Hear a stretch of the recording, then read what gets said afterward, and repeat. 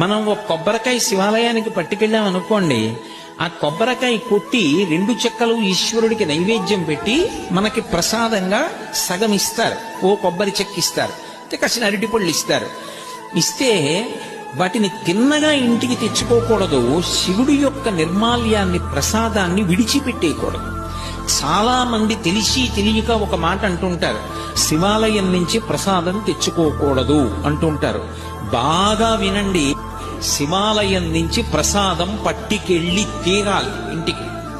దాన్ని గోడ మీద పెట్టేయడం, నంది దగ్గర పెట్టేయడం, అటువంటి పిచ్చి పనులు చేయకూడదు. ప్రసాద తిరస్కారము బహుదోషము, ప్రసాదాన్ని తిరస్కరించకూడదు. అందుకే అన్నవరం సత్యనారాయణ స్వామి కథలో ప్రసాదాన్ని తీసుకోకుండా ఆ పిల్ల భర్తని చూడ్డానికి వెడితే పడవ మునిగిపోతుంది. ఒక కథలో ఏమిటి, ప్రసాదం తినకపోతే పడవలో ముంచేసేటంతటి పైశా